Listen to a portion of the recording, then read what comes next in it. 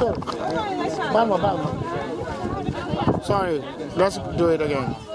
Mamadou yaa ngi ci photo ñoom jàmbur. Waaw mais duggul wala nga génn quoi. 1, 2,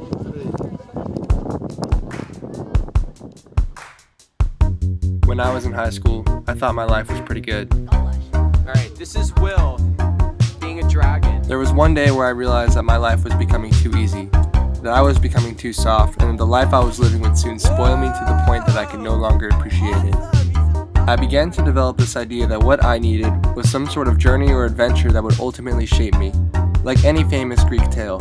Start from the middle, go through the hellfire, and come out on top. California. In order for me to gain an understanding about how good I really had it, I couldn't just sit around and hope for it to hit me one day. I knew I had to go somewhere.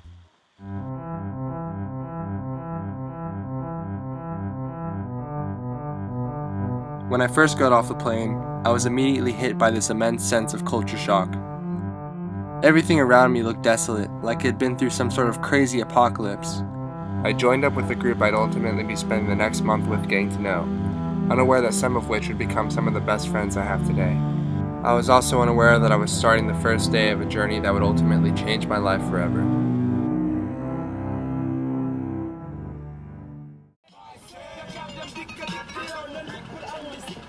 After my first week in Senegal, I realized that the concept of becoming tough would be easier said than done. There was no escaping certain things, like the steady wave of flies or the intense heat and humidity. Everywhere you went seemed to hold some aspect of discomfort. All of this with a temperature that seemed to maintain itself in the upper to mid-90s, day and night. But the weather and the people were two different stories altogether. It was nothing close to like back home. No matter where I went, everyone I met seemed to have a sincere sense of kindness and hospitality. There was a certain graciousness about the people of Senegal that I once believed never even existed.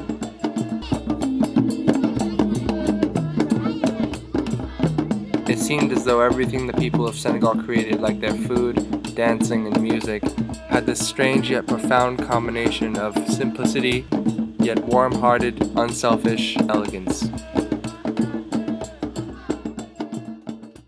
It was after some time I began to feel change. It came to the point where things started to stop bothering us. We had adapted to the heat, the bugs, the discomforts of travel. We all had survived our illnesses and we had gotten over our homesickness. We had finally reached a point where we were tough.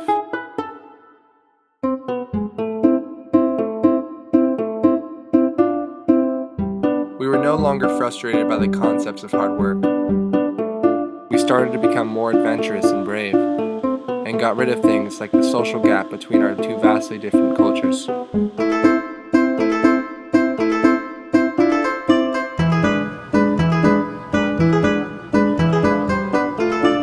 Suddenly, it wasn't home that we had wanted more than anything.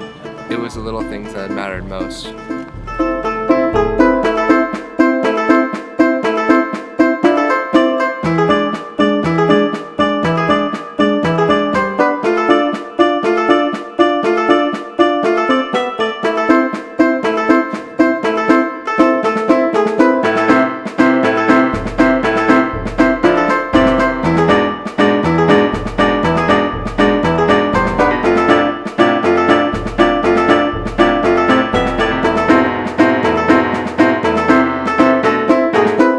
Not every part of the trip was as pretty as it seemed. There were some days that were rough, and some where I even thought about giving up early and going home. I nearly reached a point where I had had enough. I then realized that it was this aspect of discomfort that had made me want to go on the trip in the first place. I went to a place I'd never been before. I experienced things that made me tough and gave me perspective. I had gotten exactly what I wanted out of the trip, and a whole lot more.